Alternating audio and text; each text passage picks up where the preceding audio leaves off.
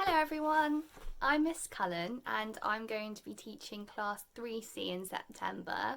I can't wait to meet you all, and today I get to read you a story, and the story I'm going to read you is Edgar and the Sausage Inspector by Jan Fernley. Edgar and his sister Edith lived in a funny little house at the end of a narrow little alley.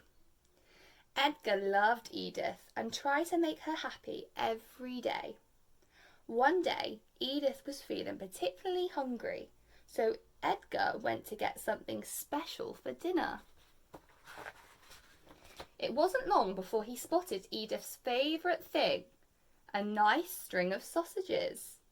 Edith loved sausages. Edgar hurried home, feeling very pleased with himself. But then a loud voice said, "Hold it right there."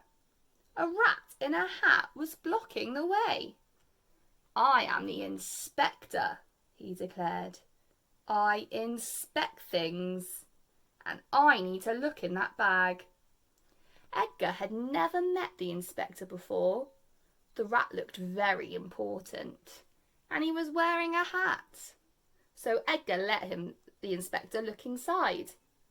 "Just as I suspected," he nodded. "Bad sausages.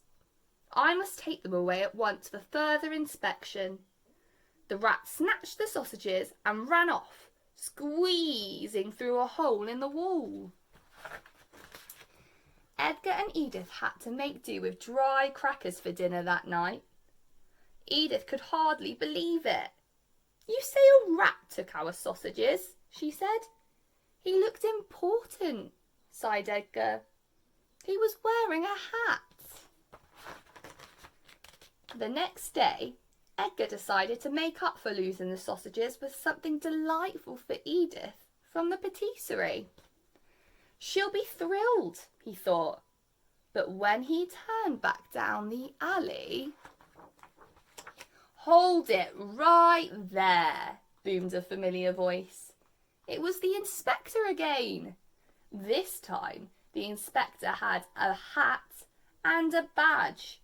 He looked very important and decidedly plumper than before. "I was right about the sausages," he said. "They were, bad." "Are those cakes?" asked the inspector. "I've heard reports about bad cakes. I'd better inspect them. Hand them over." "But they're my cakes," said Edgar. "No complaining," said the inspector. "I've got a hat and a badge. You better do as you're told." Edgar watched miserably as the inspector grabbed the cakes and squeezed through a hole in the wall. He trailed home with empty paws. Edith was not thrilled. "That rat took our cakes too?" "He had a hat and a badge," said Edgar. That night, Edith ate a jar of pickles. Edgar had a limp stick of celery. His tummy rumbled like a monster all night long. The next day, Edith was ravenous. She told Edgar she wanted cakes, sausages, cheese, ice cream, and all sorts of nice things. Edgar was determined to take home a feast. His basket was heavy as he trundled down the alley. He couldn't wait to show Edith.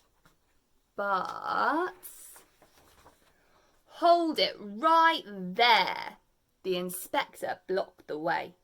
This time he had a hat, a badge, and a notebook, which rested against his huge belly. He looked extremely important and very pleased with himself. "I was right about the sausages. I was right about the cakes. They were, bad." He sniffed Edgar's basket, licked his lips, and put a big tick in his notebook. "Just as I suspected. All this food is very bad indeed." It's my official duty to take it all. He seized the basket and started to pull it down the alley. But Edgar had had enough. "Hold it right there," shouted Edgar. Edgar snatched the basket back, sending everything tumbling to the ground. The inspector filled his paws with whatever he could and made for the hole in the wall. But that rat was now so fat he could hardly run. "Stop!" yelled Edgar, chasing the cheeky little, fat little, juicy-looking rat as he waddled rather deliciously away. Huffing and puffing, the inspector tried to squeeze himself through the hole in the fence, but he was far too fat and far too slow, and Edgar was right behind him. That evening, Edith dined like a queen. "Oh, Edgar, you have spoiled me. What a delicious feast." But Edgar wasn't hungry. "Whatever is the matter?" asked Edith. "Where is your appetite? Have you been eating between meals?" Edgar smiled a secret smile, straightened his hat, and polished his badge.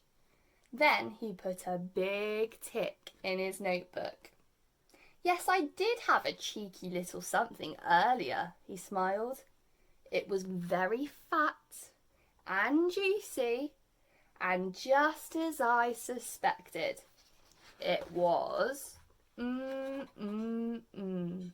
bad."